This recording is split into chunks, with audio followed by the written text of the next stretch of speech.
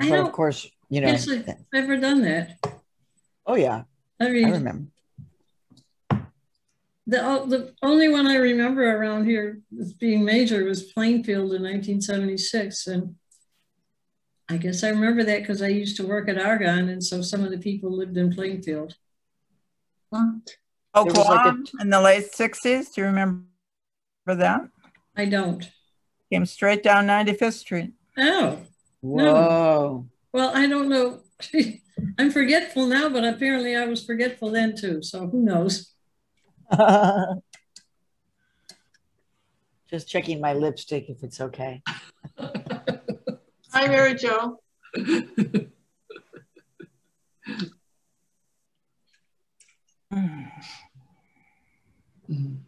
Well, it looks we're shaping up to have a good Hyde Park crowd here tonight. Yeah. Maria, with Zoom meetings, we've been getting total. This was a small Hyde Park book club a year ago, and with Zoom, we've been getting people from Australia and New Zealand and all kinds of strange places. But it looks like we've got a lot of our Hyde Park regulars tonight. So that's adorable. I know it's a strange thing. You know, I'm also a professor, and now here at Barnard. Before it was at DePaul, and I work really hard at creating intimacy in my classes. Like that's one of the hallmarks of the classes that I teach, the writing classes. And there was a lot of intimacy that was created, I think, via Zoom, which I'm honestly, I'm just like, I'm not looking forward to being on planes, honestly, but I'm kind of zoomed out, mostly because I just, I don't get a chance to look at everybody's, I have to be looking at the camera, which means I can't be looking at everybody's faces. But we created a lot of intimacy in the classroom. I mean, a lot of intimacy. And I think it's because, honestly, the students were at home. They were in their pajamas. They felt very, they felt very kind of safe. And relaxed. Yeah, safe and relaxed. And I think, if I can join a book club via Zoom, so that's great. I'm glad to know that the audience for the book clubs is growing. And I was thrilled to get the invitation. Oh, good. Come on, we're just hoping to Hyde Parker through and through. We're hoping to get back to in-person meetings at some point, but a lot of us are having serious conversations about, wardrobe, the decision to wear shoes again. I hear you. How we feel about actually putting on pants. Yes. Exactly. There's a whole there's a lot of stuff. And my goodness, having to commute to get someplace, what is that about? I'm very lucky because my commute to my office here is literally 10 minutes. I'm 10 minutes away. I'm very lucky. I kind of, I set things up, so that I was working towards this my whole life. Right. But even the 10 minutes to get to the office, I'm like, God, I don't know if I can do it again. Right. And in the winter. Well, I'm still wondering whether or not to wear white socks with my sandals or not. I've been told that's a huge no-no, and I've got to go out. So anyway. I've been teaching piano on Zoom for the last 15 months, and that was quite the experience because I was not technically savvy at all. And so it's been quite the change to do that. But hopefully to have them in person again this summer or fall. Well, were it not for the fact that my son ended up living here and ended up working with me, and he's the person who does all the technical stuff. So were it up to me, oh my God, it would have been a disaster. Disaster. May have even led to a possible divorce if I was like relying on my husband. It would have been that is one good thing about sons. I have two of them, and well, they have limitations in other respects, I must say, like being mature and all that stuff. They really can fix my technology, and I appreciate it. You just threw your sons under the bus there, but okay, we won't tell them, Jean. Well, you know, when I get totally frustrated, I tell them, you know. Yes. Before we get started, I just want to mention one paragraph that really touched me. And that's when you were, your family was going to move into the first place in Hyde Park, and your father was a little worried about all this stuff until he saw the library with all the shelves, the room with all the shelves for his books. And I just loved that piece, you know, talking about him that way. I can imagine my father too, you know. That was it. Yeah, I mean, lucky for your mother that that room was there, huh? Yeah, I mean, for me, I think for me, the issue around the buying of the apartment in Hyde Park was really, I tried to set it up because as I was thinking back about it, I was like, you know, my parents were making a bet with this country. It was a very similar destabilized time as it feels now. Yeah. And like many immigrant families, many immigrant families, we place a bet on this country, and actually we become the economic stability, right? In many cases, you know, I'm looking at, for example, communities here in New York City, or you know, out in Connecticut where I spend time, and many of these small cities that were kind of like abandoned and forgotten really are being revitalized because immigrant families are buying the small house. And so I think about my family and how they were part of the economic repair that was going on. And the fact that they still, like I said, they were placing a bet on this country. That even though there was, I mean, come on, we were living through assassinations. We were living through, you all lived through it. I was a kid, you know, the assassinations, the 1968 Democratic National Convention, and, you know, what was, I mean, you know, and that's where I get very upset about how immigrants in general, and specifically Latinos and Latinas, are discussed, because we're not that thing that they say that we're takers. No, we're solidifying the American economy. Anyway, I don't want to, it's 7:30 Central Time. Yeah, we're just getting started. I just want to welcome a couple of people. Nina, Stephanie, good to see you. I don't think we've seen you. Jackie, Mark, Sonia, Judy. So nice to see all of you here. We're just about ready to get started. Maria is with us, and people are clicking in by the minute. Here comes Titania. So anyway, I'm going to have, this is, by the way, welcome. This is the Hyde Park Book Club. Our guest tonight is Maria Hinojosa, and we look forward to a really striking discussion with her. I'm going to hold my remarks until the end of the meeting, when I will tell everybody what we have got coming up.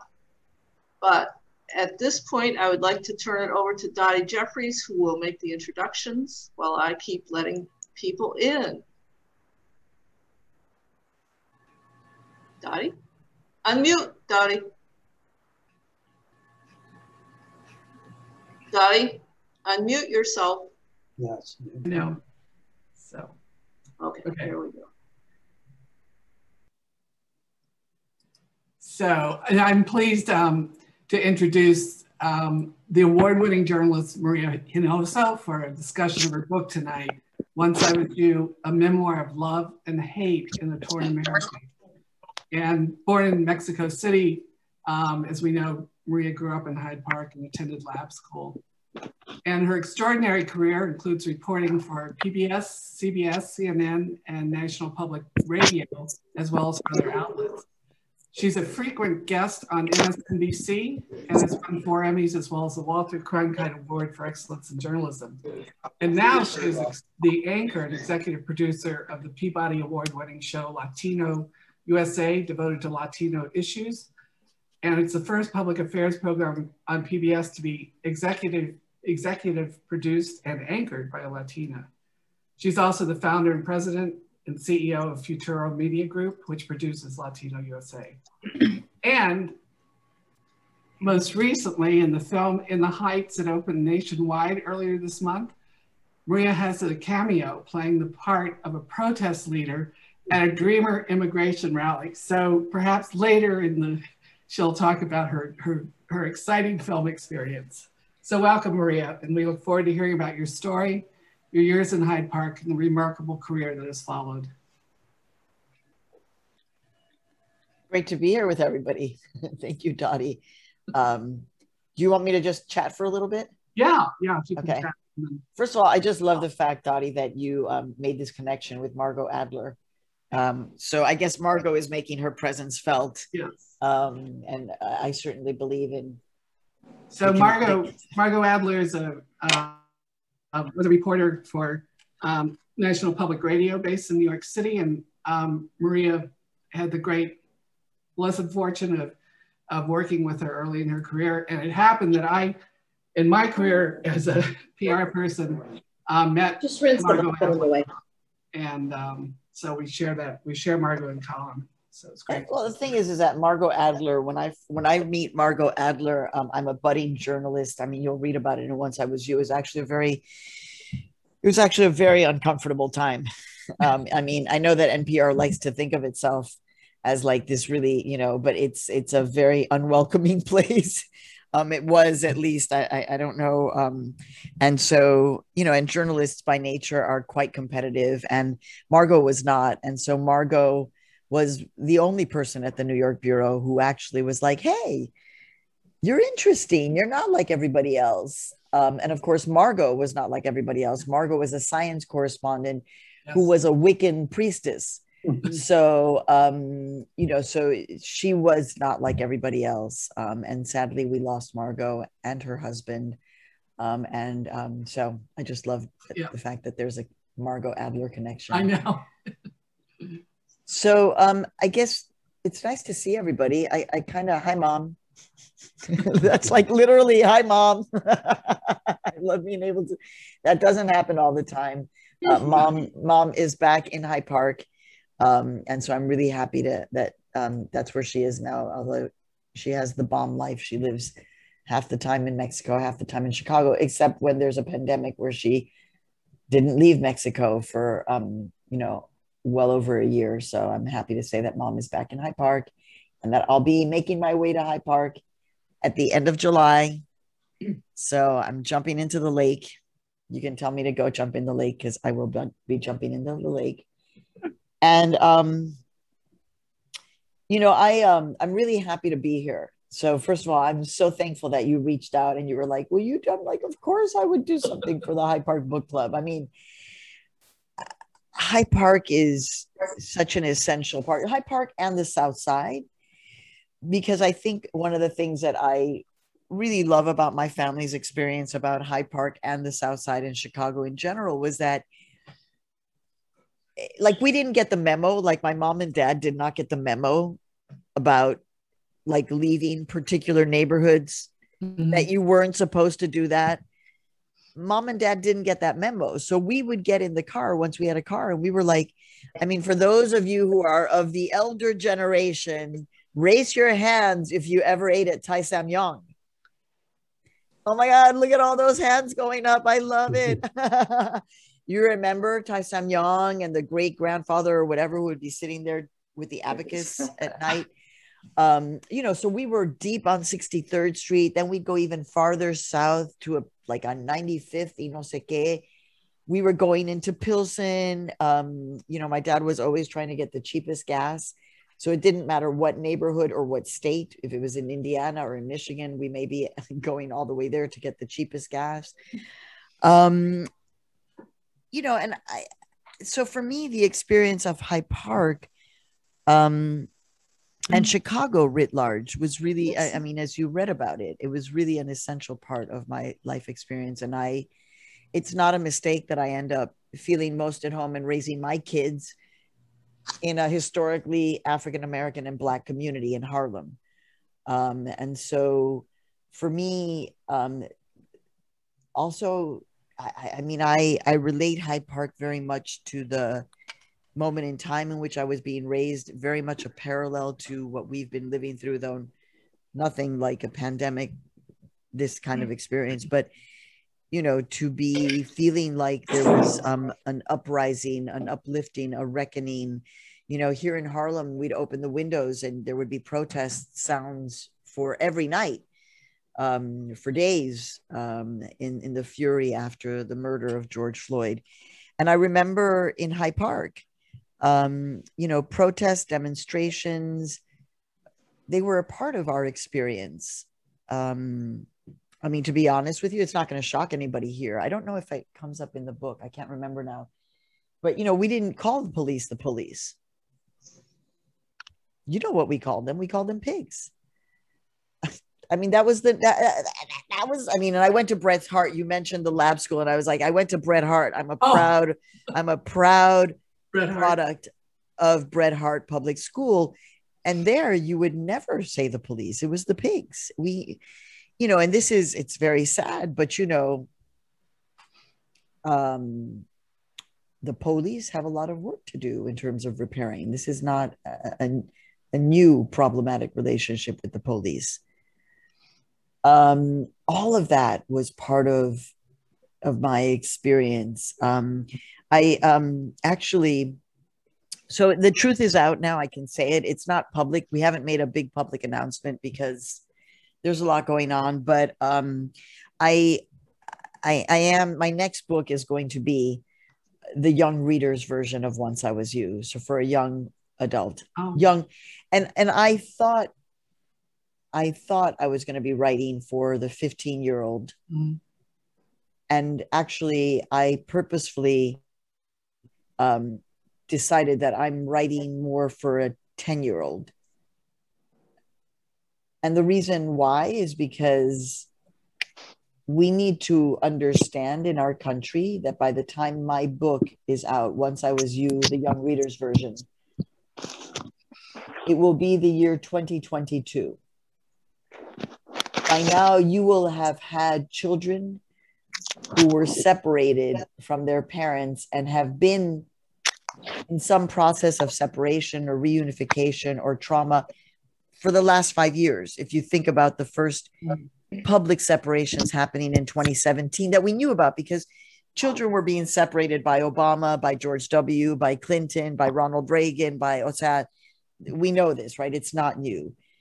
But there is, in this historical moment, there will be children who were taken from their family members by immigration, border patrol, and for the sake of discussion, forgive me if I insult anyone, Gestapo, a word that I learned in Chicago because I was growing up in a Jewish community and traumatized. So that Gestapo mentality, that fear of the Gestapo, ICE coming and taking you, we have children now who will read Once I Was You, the young reader's version, and who will see themselves in that story. And I want to make sure that they see that they have a story in this country, that their history is a part and parcel of this country, and that you have to tell these stories. So part of what I'm trying to say is, you know, writ large is, yeah, that it's important that we own these stories. You know, I never felt like I was a good writer. I think when I was at Bret Harte, I thought I was okay. But then when I got to lab school, I was like, I'm not a great writer. But because there was so much competition. But I did at some point realize, like, you know, when we would get in the car and we would drive away from Hyde Park and we'd make our way south, Hyde Parker, you know, to St. Louis and going down to the south of the United States. At that point, Latino voices. You might want to mute if you're not. Fran, somebody needs to mute yourself, please. Yeah, Fran here. Oh. Yeah, Fran, please mute yourself. Yeah, Fran Vandervoort, my son, William Vandervoort, knows Maria rather well. So anyway, I'm happy to be here. Look forward to this. All right. You Thank just you, want to Fran. mute yourself. You want to mute yourself, Fran, and it's nice to see you. Okay, well, there you go. Okay, I just muted Fran. So, when we would pull away from Hyde Park, we'd get on Lakeshore Drive, make our way, and then off we were to the south of Illinois, then St. Louis, maybe Memphis, Arkansas, Texarkana, Texas, the border. This is something that we did. My family would leave Hyde Park to make this trek. And on those treks, mom, mostly mom, dad a little bit, but mom was telling stories about whatever. Mom was telling stories. And so I was like, I may not be a great writer, but we know how to tell stories in our family, and we know how to not make up, but describe the characters in our family, like this very theatrical kind of. And that's when I realized that I could potentially do this work of being a writer. So I guess I'll leave it there. We can just open up into conversation. I'm all about dialogue.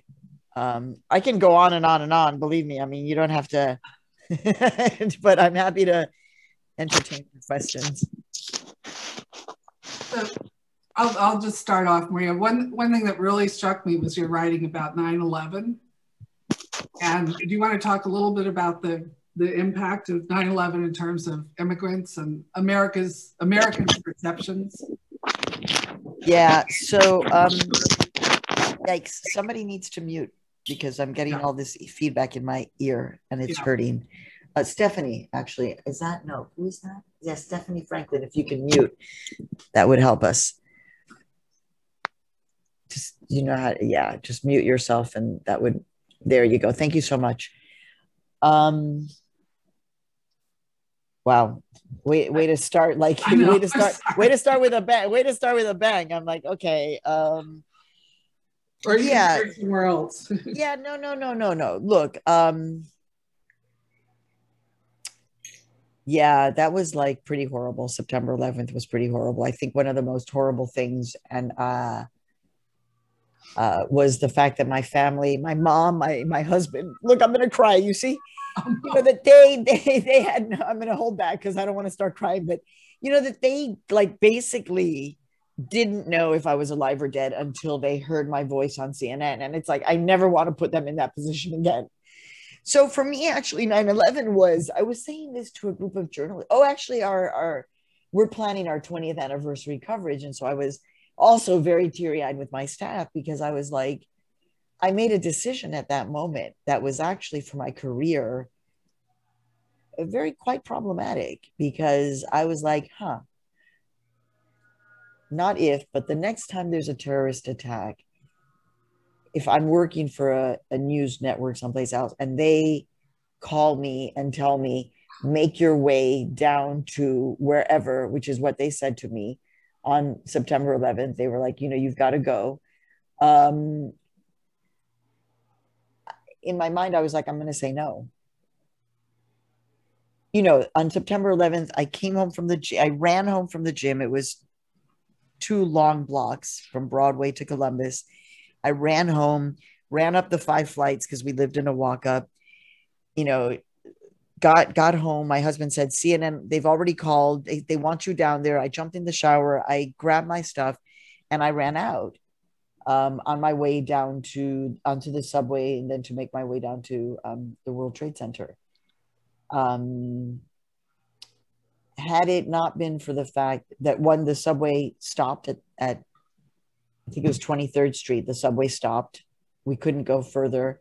And all of my colleagues from CNN who had made their way driven down there, were being prohibited from getting close by firefighters and police.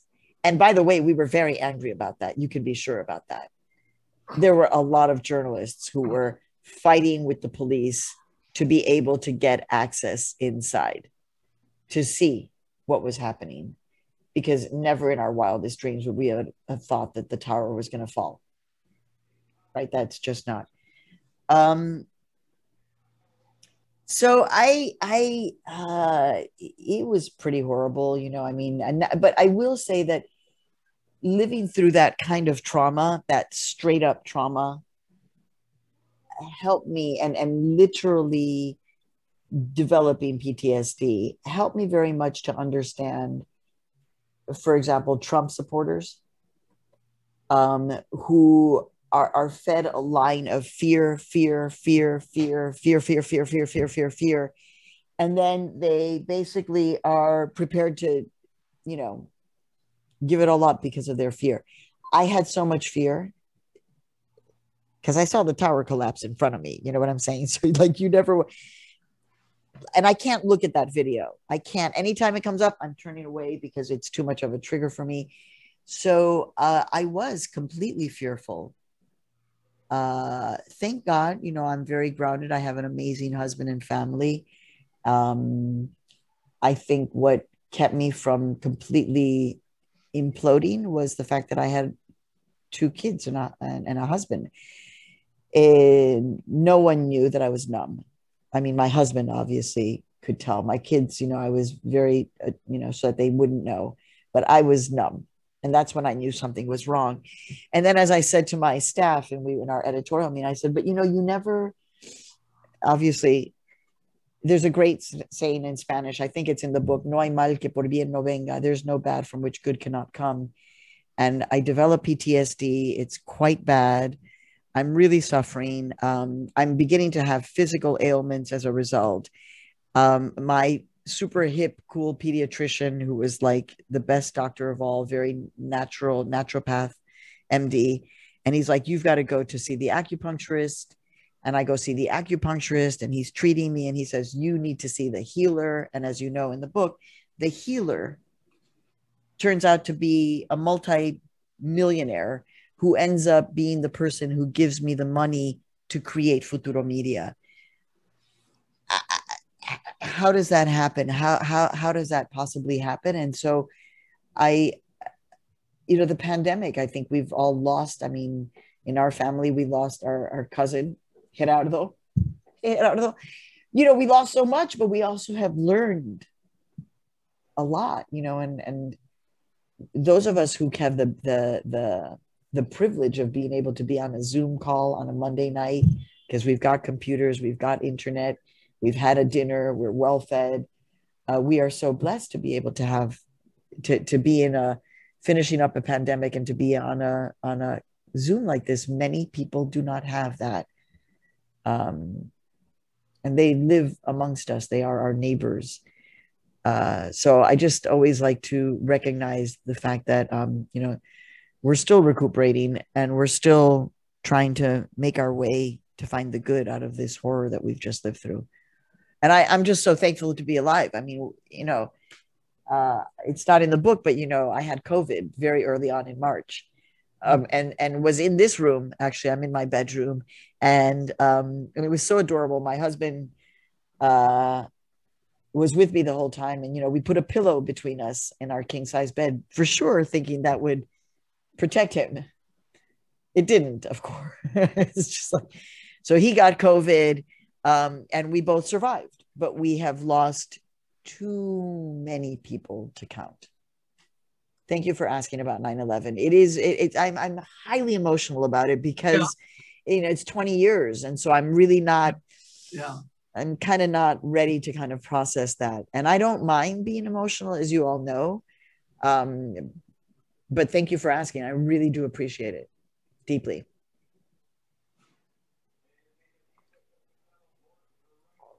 So we have a question in the chat box. If you could talk about your experiences at lab school.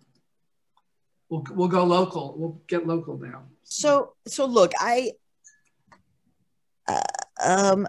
think like many of us, you know, and even now here, I'm next to Columbia University. I'm in Harlem. Columbia University is a stone's throw. I think we have a love-hate relationship with these massive institutions that are in our communities.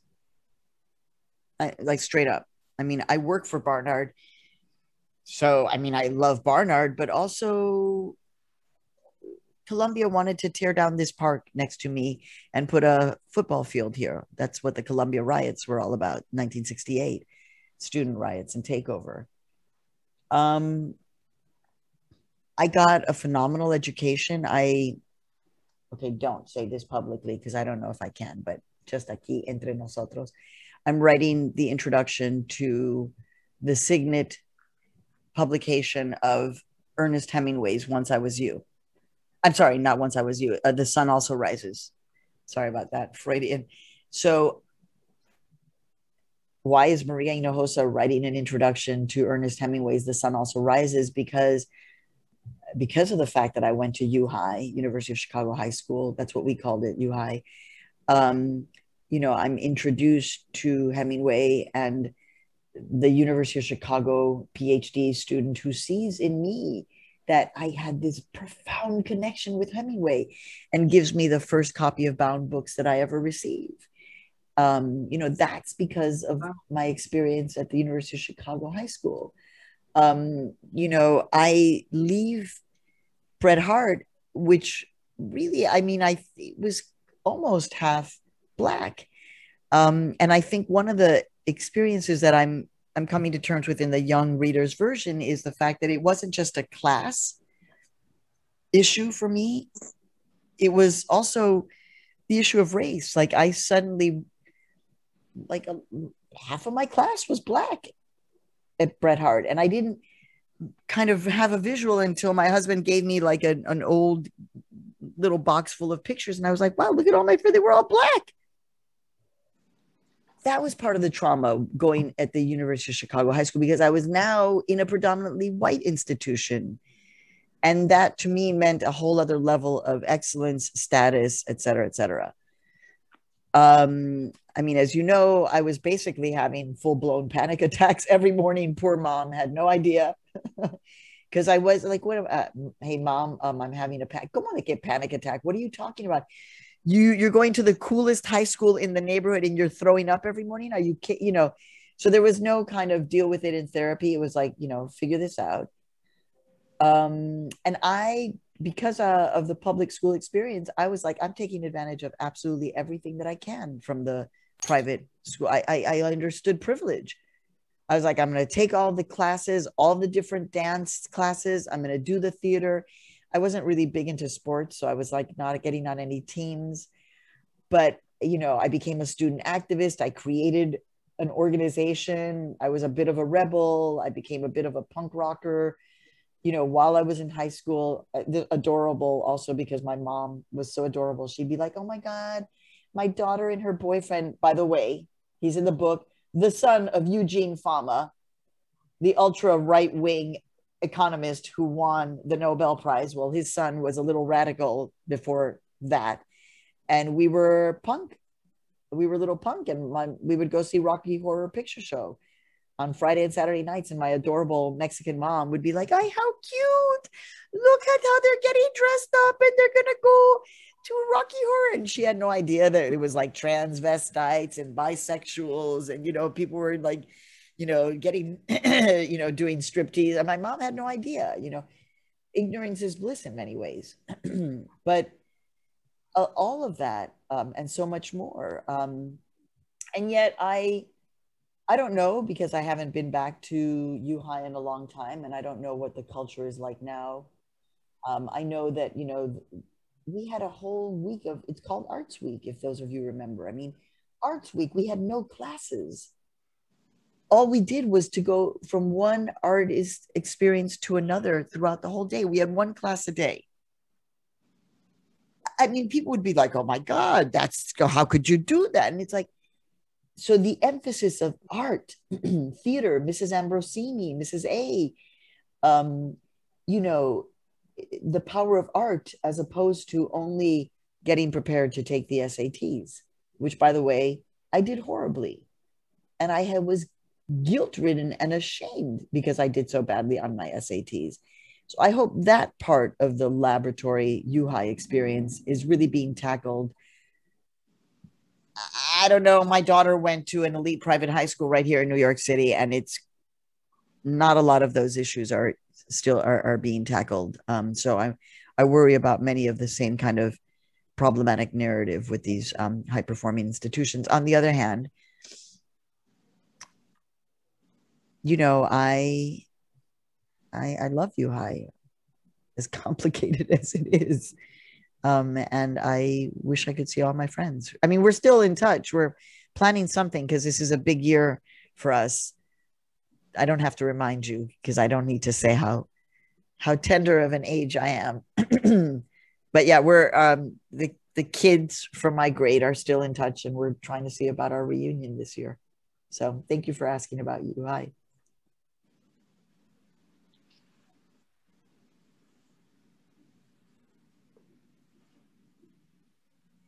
What did she say? Do we have any questions, or I'll go on? I would like to make a statement. I listen to you every Sunday morning on your special program about Hispanic. I forget the name of it, but it's an incredible program where you talk to different kinds of different people in the arts and music and all kinds of areas. And I just want to ask you how you got started in, you know, what's behind it and where you're planning to go for it. But I love the program. It's one of my favorites on Sunday morning. Well, thank you so much for listening. The show is called Latino USA. So just insider, just FYI, I don't use the term Hispanic to refer to myself, or to my family, or even to the community. Hispanic is not a term. And actually, I think I was forming these ideas when I was in Chicago, you know, and well, you know, Hyde Park is a very particular place. And so we were pretty clear in Hyde Park when I was growing up that we did not like certain politicians. One of them was Richard Nixon. And he was responsible, along with the census, for creating the notion of Hispanic to begin to create data on us. So I don't use the term Hispanic just because I'm like, nah. Also because it excludes your indigenous roots. It only refers to Hispanic being Hispaniola, being Spanish. So another term I don't use in my reporting, in my journalism, is illegal. I beg of you to not use the term illegal immigrants. Those illegals,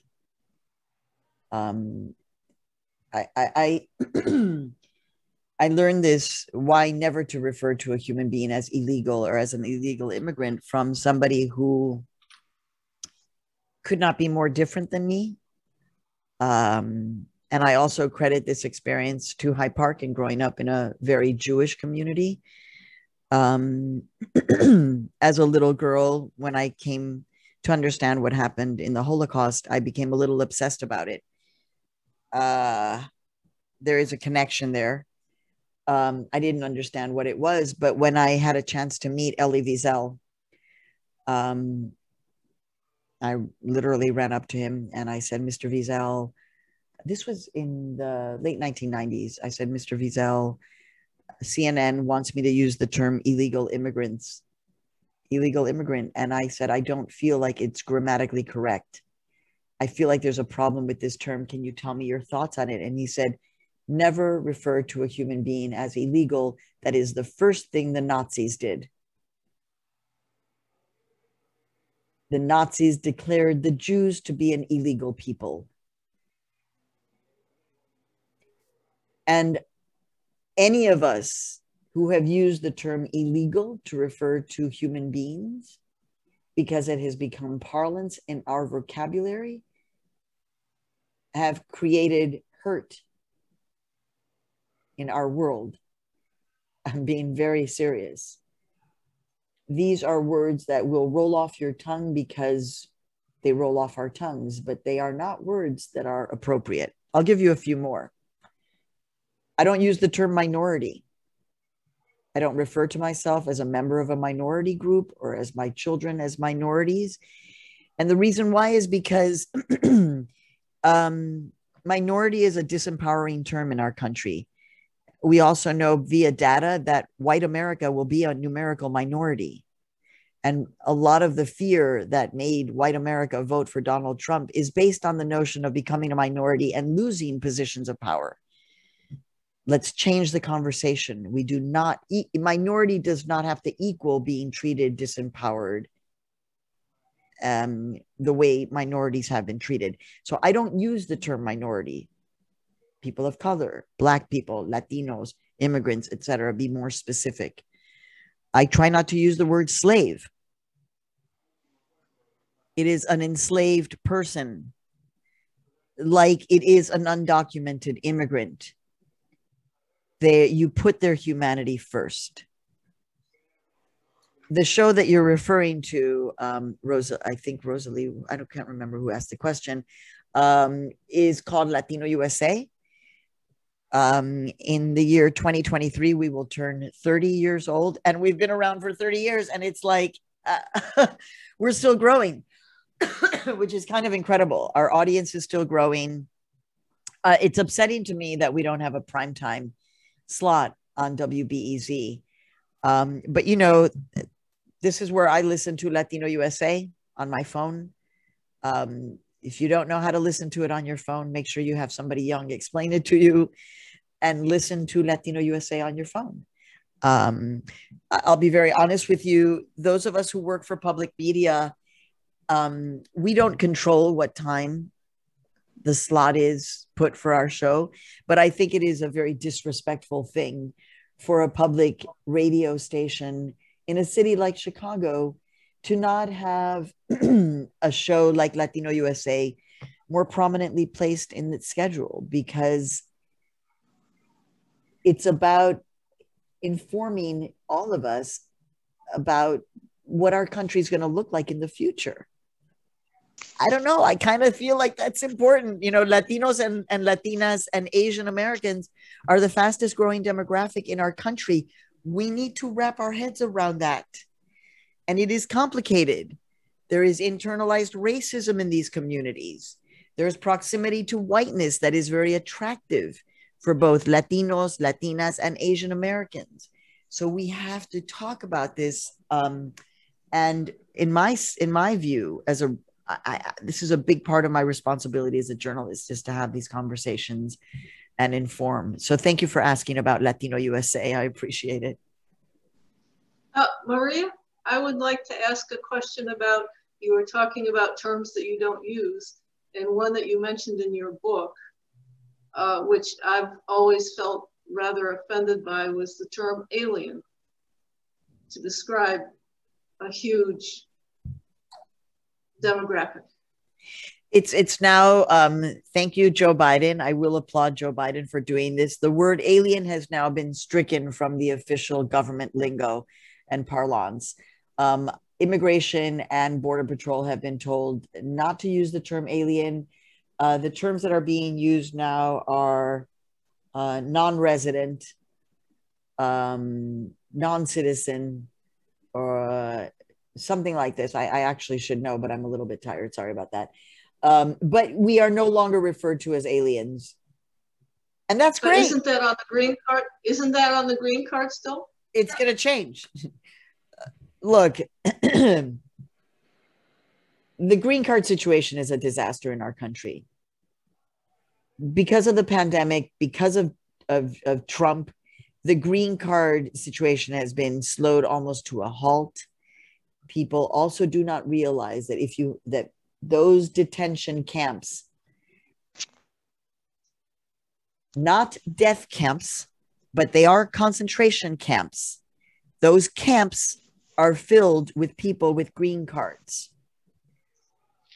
Filled with people with green cards in those camps that are thought of as only places where bad, immigrant, alien, illegal murders, criminal rapists. No. The scenario of who's in there with a green card, I could tell you so many of them. A person who came here from Jamaica when they were a teenager 25 years ago, and in the 1990s was selling marijuana on the street, got picked up by the police, had a green card. They were sentenced to 6 months, paid a fine, you know, you're done. No. Now immigration is coming and showing up at your house, and they are taking you from your house and they're putting you into that concentration camp. And you do not have due process. There is no due process. And I'm going to be very clear now, because y'all are very smart, Hyde Parkers, but listen to me very clearly. Those of you who were born in this country are guaranteed due process. What separates me from you is the fact that I was not born in this country. And as a result, I can be denied due process. If I'm picked up by immigration, if my mother is picked up by immigration, the fact that we were not born in this country immediately sets us in a different path. Even though we have our citizenship, we have the potential to not being treated the same. Why? Because we know this. Donald Trump, now I can say it. I'm not fearful of this. I'm fearful of other things. But, I was like, if Donald Trump wins again, there is a good chance that they are going to attempt to revoke my citizenship. I don't even know if I had told that to my mom. Sorry, Mom. But, basically, I was like, there will be an attempt. They will try to revoke my citizenship. I'm not thinking that that's what's going to happen, but what you need to understand is that, sadly, this country is not a country of immigrants. It is not a country of refugees. That is a narrative that we are told. And the only way that it becomes the country that lives up to that narrative is if you, all of you, do something about it. Not me, you. I'm a stone's throw from the Statue of Liberty. If I had a really good arm, it's like probably 7 miles from here. The vice president, daughter of immigrants, stood there and said, to refugees, do not come. This country said to Jewish refugees, do not come. This country calls it the Japanese internment when it is neither one. Not Japanese, they were American citizens. What is an internment? It's a false imprisonment. It's not Japanese internment. They did that to the Japanese. They were doing that to American citizens and telling them it was for their own good. That's why this whole hubbub about critical race theory, everybody's just like, we need to learn about this. Maybe you don't, in the book you read about what is called in this country, in the history books, the Great Repatriation. Great Repatriation, it was the largest forced mass exodus of Mexican and American citizens from the United States in the 1930s. And you know where they were deporting people from? Michigan, Detroit, Chicago, not just Texas, not just California. They call it the Great Repatriation. It was deporting of Mexicans because the market had crashed. And suddenly, what is the narrative? There were too many of us. We were takers. We were too brown. We spoke Spanish. We were going to take your jobs. Deport them all. So that's why I felt like I really needed to write the history of our country, so that not to be just like, oh, what a terrible country, but to understand we need. And again, that's why it's like, well, what can you need to do it? Thank you for reading the book and for having this, but you need to do something about what's happening in this country. You really do.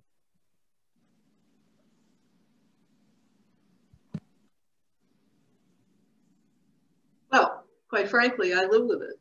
My husband is not a Native American. He is not a born American. He is a naturalized American.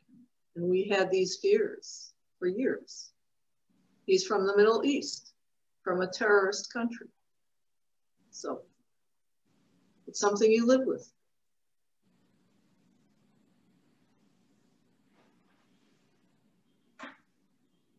So, Maria, we have a question in the chat. If you were involved in local politics or influenced by local politics in any way as you grew up?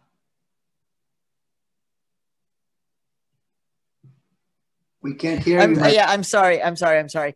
Chicago politics, of course.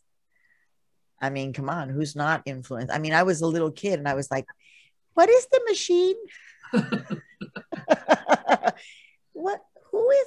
Also, Daley looked a little bit like my grandfather, and I really love my grandfather, but we did not like Daley.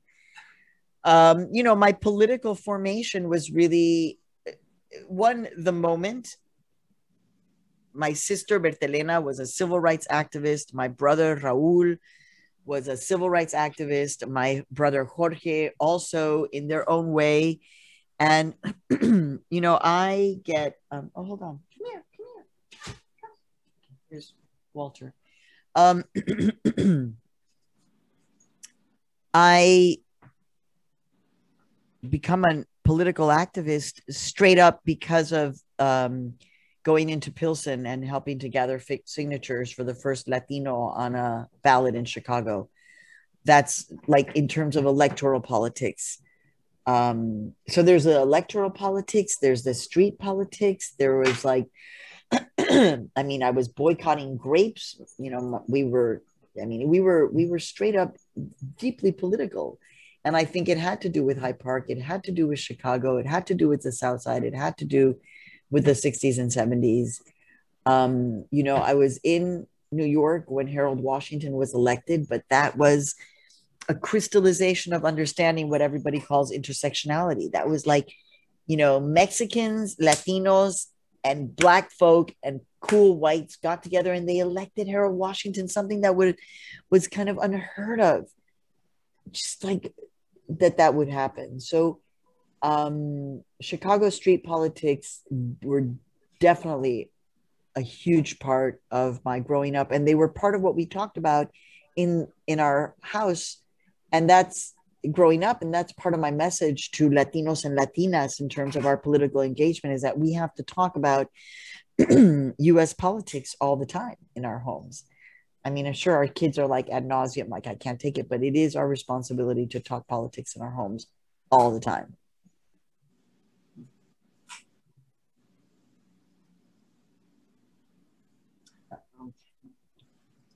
I'm saying, loved your life with myself, my man. Thank you. Okay. What is your view of Mayor Lightfoot? I'm going to be straight up honest with you. I have not been kind of following Chicago politics as deeply as I normally would. One, because, you know, I was flying in and out of Chicago on a weekly basis when I was a professor at DePaul. And so I was kind of steeped with what was happening. The pandemic has removed me, of course, from any travel.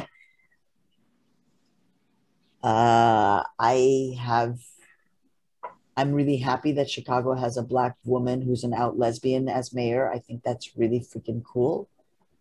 But I also know that representation is not everything. And,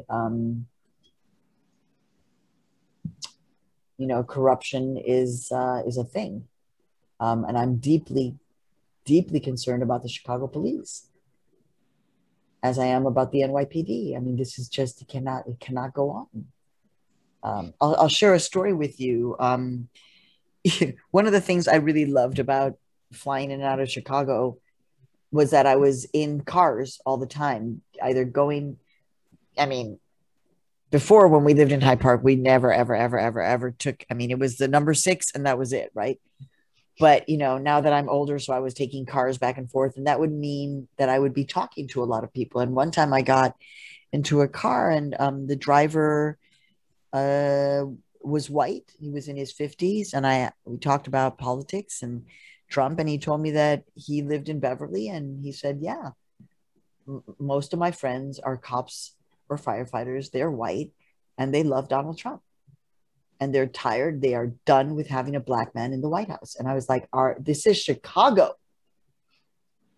Are you kidding? And he was like, that's how they talk. In Beverly, which is a stone's throw from Hyde Park. So we have got, and that's why I keep throwing it back on you. This is small d democracy. No one is going to save this democracy from out there. It's us. So I keep on putting it back to you. First, have I kept in touch with the kids from my very first book called Cruise? Gang members talk to Maria Hinojosa. Yes, I am in touch with them, and it's complicated. That's all I can say. It's complicated. Some of those young people were not citizens. And so, again, when we talk about how easy it is to get swept up in immigration muck that then becomes this, chain around your neck. So that's happening for a couple of the people who were part of my first book, Cruise. But thank you for asking. You met their children? I'm sorry? Have you met their own children? I don't know if I actually met John's daughter. I'm trying to remember if I met her. But I know of her. We're familiar. Yeah, I stay in touch with, in particular, one of them, John. So yeah. Thank you.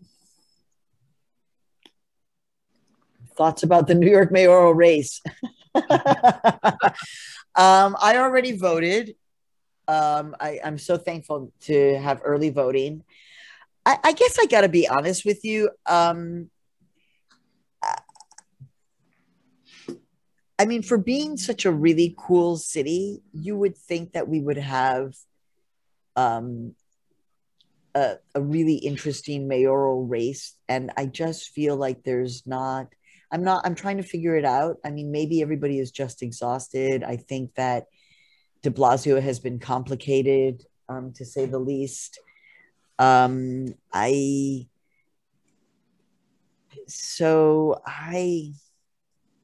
don't know. I mean, I'm glad, I'm happy that I voted for the candidate that I voted for, but it worries me that everybody's a little bit ho-hum about the mayoral race. I think people were really revved up about the presidential race, and it's hard to say. So I'm honestly right now, to be honest, right now, the day before the election, I'm a little bit worried about, I just read in the Times also, there was a piece about, the top candidates that were getting the billionaire dollars. Eric Adams, John Yang, the former city corp guy. And I'm just like, okay, great. If one of these guys gets elected, it's going to be a real interesting time. But that's a primary election, though, isn't it? That's a primary. It's a Democrat. It's a primary. That's right. But basically, in a city like New York, 6-1. Yeah. Seems surprising there have not been protest marches across the country regarding what?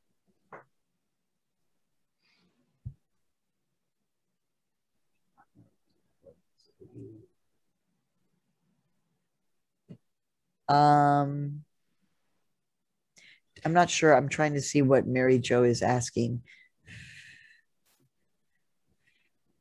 Mary Jo, do you want to be more specific? Oh, well, it just seems so surprising to me with all these states doing what they're doing in such fast pace. Oh, you mean the voter suppression? Oh. Yeah. Oh, yes. Well, that's what I'm talking about. I mean, people should be up in arms. You're exactly right. I mean,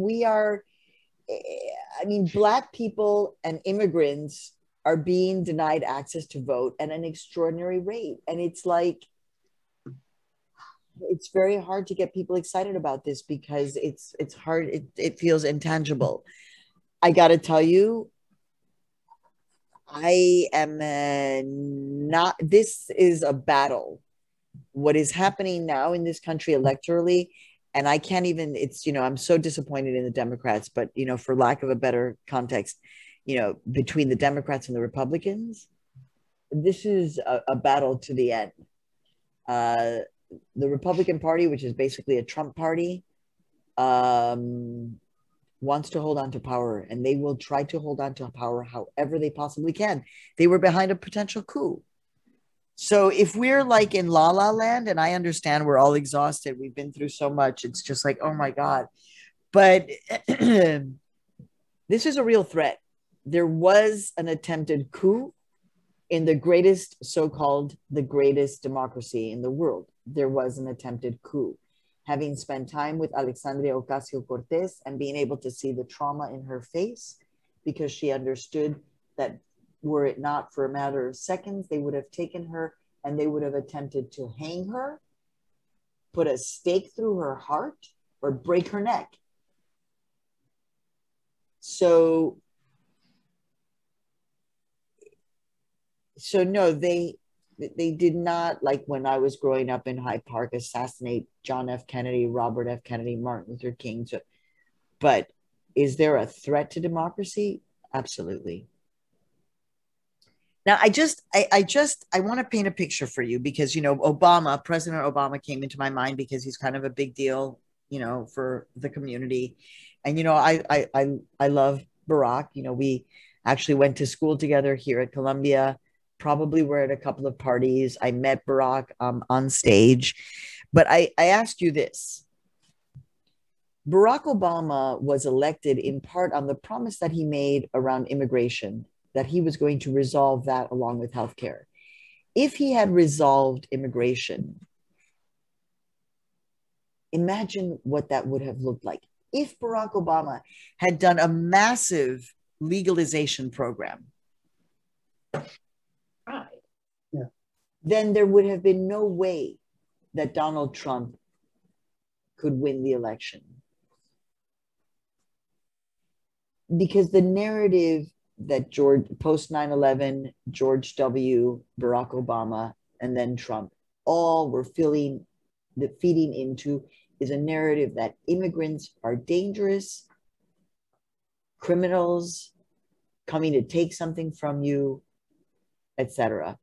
Had Barack Obama been a true leader, with all due respect, he was a true leader in many ways, but in this particular case, he fell so short, and it is his Achilles heel. One, because he's a constitutional scholar, and I don't know how he went to sleep every night knowing that people were being denied due process simply because they were not born in this country. What I mean is, you do not get a phone call. You do not get your rights read to you. This notion of getting a Miranda rights. No. You do not get access to a lawyer. There is no mandate to release you after 48 hours. People disappear in our country. Had Barack Obama said, we can do healthcare and we can do immigration reform, very different national scenario. It didn't happen. Could have done much more than he did here in the room. Yes, because you have to change the narrative. You have to have a big idea. So I'm going to be very extreme and tell you, for example, what I'm saying about like Biden on this particular moment, in this particular, you might think, oh, Maria Hinojosa, she's crazy. Whatever. Joe Biden should be going down to the border and welcoming the refugees. He should be saying, I am a leader. I am a God-fearing human being, and I see that you are suffering. And I believe in the tenets of this country and of the Statue of Liberty. Please come, I see you. Kissing the babies and the mothers and the women, kissing them. To the people who are coming, because, by the way, those are a few thousand people who are refugees, we understand. These are not tens of thousands, 500,000. There's a few thousand people who are desperate refugees. Other people who might want to come to this country for an opportunity but that there are not escaping fear, for example. So those people should also be welcomed into our country, because this is an immigrant loving country. And he should say, you are a part and parcel of this country. We understand that immigrant labor, immigrant hope for this country, immigrant commitment is actually the future of this country. And instead of doing that, which would be very radical, right? If he did that, he would guarantee the electoral power of the Democratic Party so solidly, because he would be showing Latinos and Latinas that he is solidly on their side, and he would be showing all immigrants, those who are becoming American citizens, he is solidly on their side, Asian Americans, and this would solidify that intersectional vote for the future.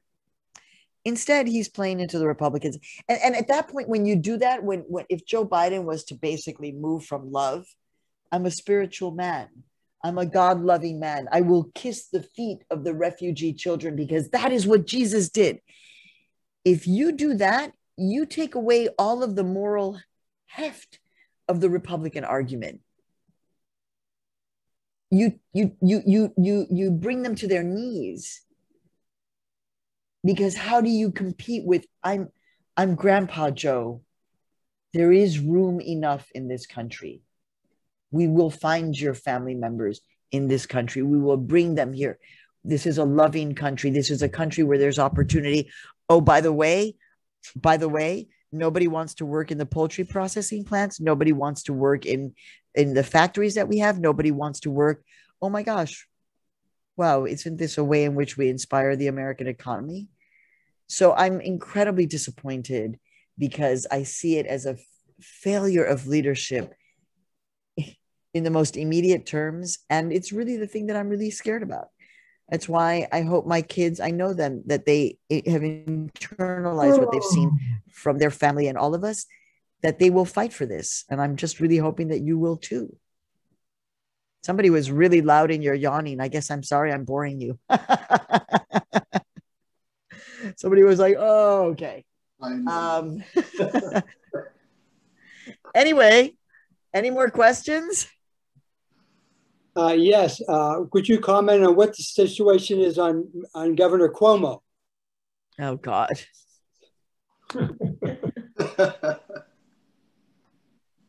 Why do Hyde Parkers want to know about Governor Cuomo? Oh, my God. Well, you're in New York, so I thought. Yeah, no, I mean, what a disappointment. Again, I was very sick in March and April when Governor Cuomo became a lifeline for many of us in New York. It was such a scary time. He was giving his daily news conferences, and it was like the lifeline for me to see him there, to hear him speak words of comfort, to hear him talk about his own family dynamics. So for such an astute human being to then have an ego so big, and a male ego that is so big that that it basically overshadows everything, is very disappointing. I don't really like a lot of politicians, to be honest with you. I don't have a tremendous amount of hope. I mean, Barack Obama.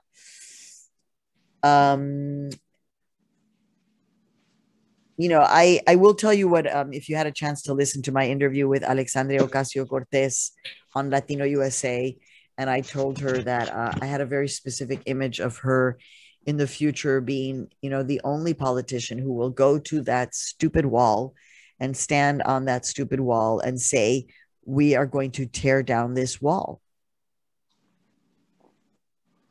And it makes me very sad that it may take a Latina, because somehow everybody else is, has distanced themselves from us, that wall should not exist. That wall is an insult every single day to us. And what Alexandria Ocasio-Cortez said to me was, sure, okay, but it's not just me, which is what I'm going to say to you. It's not just me, it's all of you. It's not just me, it's all of you.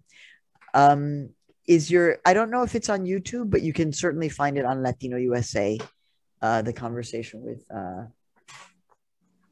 with Alexandria. I guess I'll take one more question. Yeah.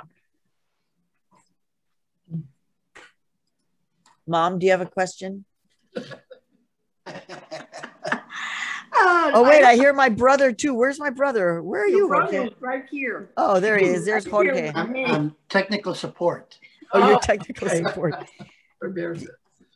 Any questions? I mean, the fabulous Berta Hinojosa. Round of applause. Yay! Well, I just want to mention, when you were talking about, politicizing and getting into the politics and the marches and the everything, and people often compliment me on my 4 kids. Oh, Berta, we are amazing. You created these 4 human beings. And I go, wait a second. I wasn't like that. I came to this country totally ignorant and naive about everything. And my main concern was taking care of 4 kids. And that was it. I was busy with 4 little guys. Bertelena, the oldest, 7, Raul, 5, Jorge, 2.5, and Maria, 8 months. But really, what I can tell you is that my kids made me what I am. I didn't make them what they are. They made me what I am because they were the ones that were on the streets, listening to everything and bringing the heart of the country into the house, the politics, the feelings. So I have to thank you, Jorge and Raul and Bertelena. And they made me go to Pilsen to work and develop a domestic violence program for Latinas because they said, Mom, you need to get out there. And I'm so glad they pushed me. And they're at this moment, as I'm talking, my 4 kids are very busy in different human rights positions. And I'm very proud of them. And I'm very proud of you, Maria. Oh. And I'm very proud of all my Hyde Parkers that I know, that I have seen them, used to see them at the co-op, no much longer. And at the point, yes, I want to say thank you to the Historical Society for scheduling this conversation. And thank you, everybody. Find me on Twitter, on Instagram, or tell your kids to find me or your grandkids to find me. Yes. Thank And you. follow Maria on Twitter. I have a fun Gracias, time. Maria. Gracias. I have a good time on Instagram. It's really the funnest Okay. place. And also I'll see you on Facebook. And a Hyde Parker forever. I can't wait till I can have, let's see, my Mori sandwich, my Medici pizza. I have my whole long list of my Harold's chicken. Yeah, I got the whole long list. I'm much healthier though, because I'm not in Chicago every week. And a heart attack. Thank you so much. Yes, actually, wait, before I leave, I'll share the one piece of health information that I have learned from my mother and that I now do every day. You know what I'm about to say, Mom.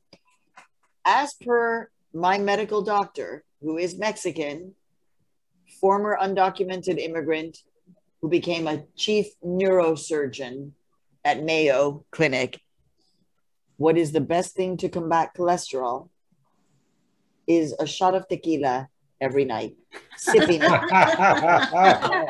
You have to sip it. It's not a shot. It's a sipping. It's a sipping shot. There she goes. And there she goes. Okay, Sonia. And Maria, salud.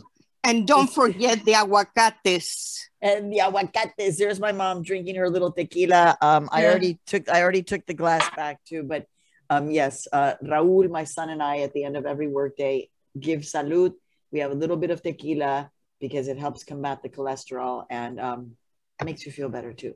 Well, Thank you, I'm Hyde getting rid of the Parkers. vegetables. Thank you. Right, exactly. You're doing the vegetable.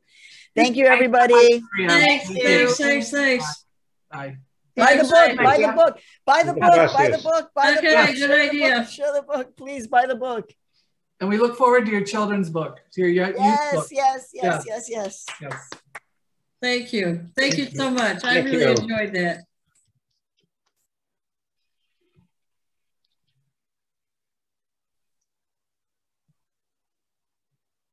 All right, well, everybody's leaving us pretty quickly. So I would just like to say that to all of you on the book club mailing list, you just got a list of our book club meetings for the next several months through November.